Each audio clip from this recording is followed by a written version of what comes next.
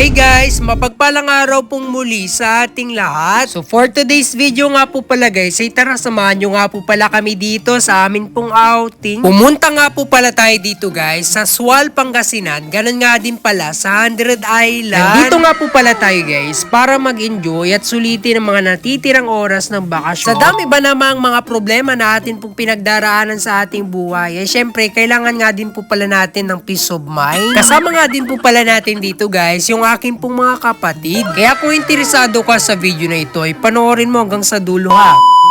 Sa araw na ito ay sinama nga po pala kami dito guys ng aking pong mga kapatid sa outing ng amin pong mga kakilala. Alas 5 nga po pala kami ng umaga nagising ng aking pong mga kapatid para mag-prepare ng amin pong mga dadalhin papunta po ng Sual, Pangasinan. Para hindi nga din po pala tayo maiwanan ng ating sasakyan. Sa kalagitnaan nga po pala guys ng biyahe, nakatulog nga po pala ako dito. Bigla na nga lang po pala ako dito nagising dahil nakita ko nga po pala dito yung magandang tanawin. Time check, it's already 7:30 AM pala ng umaga sa araw na to guys. Sobrang ganda nga po pala talagang pagmasdan guys yung mga tanawin dito. Katulad na nga lang po pala nitong mga bundok na nakikita nyo po ngayon. Na-realize ko nga po pala dito guys na sobrang ganda nga po pala ng mga lugar dito po sa ating bansang Pilipinas. Bakit hindi na lang po kaya gumawa ang ating gobyerno ng mga proyekto upang ma-improve pa po yung ating mga tourist spot? Nang sa gayon, kapag dumami po ang turismo dito po sa ating bansang Pilipinas, ay lalago po yung ating pong ekonomiya katulad nga rin po pala sa Indonesia. Unlike dito guys sa Pilipinas, kunwari ikaw ay magbabakasyon sa Boracay, mga ilang araw ka lang na nagbakasyon sa Boracay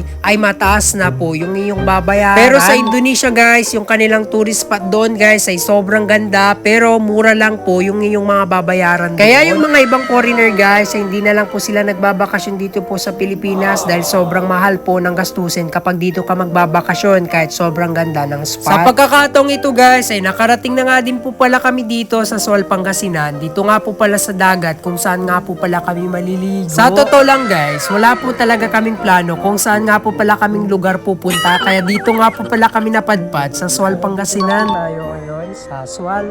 Kung saan dito kami ngayon sa Sual, syempre. Kung mapapansin nyo nga po pala guys ay medyo marumi nga po pala dito yung amin pong napuntahan na dagat. Pero may mga part naman guys na malinis na dalampasigan dito po kung mapapansin nyo po sa video. Anyway guys, tayo po nandito para mag-enjoy at sulitin ng mga nalalabing oras ng atin pong bakasyon. Kaya tara, samahan nyo nga po pala ako ditong maligo. Malapit nga po pala dito po sa dalampasigan. Mainit na nga po pala guys sa mga oras na ito kasi it's already 11:30 AM na nga po pala. Mag-alas 12 na rin po sa mga oras. Kaya pumunta nga po pala tayo dito sa cottage para i-video itong ating mga pansit at igado na baon. Fast forward guys, so dito nakaligo na nga po tayo at nakabanglaw na nga rin po pala tayo sa mga oras na ito. Ang susunod naman po naming pupuntahan guys ay 100 Island. Doon nga po pala sa Alaminos, Pangasinan. Kaya bumiyahe nga po pala tayo dito guys na mga ilang minuto para marating po yung 100 Island. Dito nga po pala sa Alaminos, Pangasinan. Makalipas nga po pala guys ang mga ilang minuto ay narating na nga din po pala namin dito yung 100 Island. First time ko nga lang po pala ditong makapunta sa 100 Island. Ganun nga din po pala sa una po nating pinuntahan sa Sual, Pangasinan. Kaya unang-una lubos po kami nagpapasalamat sa Diyos dahil nakapunta nga po pala kami dito sa lugar na first time lamang po naming mapuntahan. Ganun nga din po pala, lubos din po ako nagpapasalamat doon po sa amin pong mga kakilala na nagsama po sa amin sa kanila pong outing. Maraming salamat po sa inyo and God bless you all. Dahil kung hindi po dahil sa amin pong mga kakilala, hindi nga po pala kami dito makakarating sa 100 Island. Kaya lubos-lubos ang aking pasasalamat sa kanila. Antayulan na siyo pa kayo. Maraming salamat po sa inyo. Hi guys, so nandito nga po pala tayo sa Alaminos City, 100 Island. So kung mapapansin nyo, napakaganda dito na lugar. This is my first time na makapunta po dito sa lugar na to.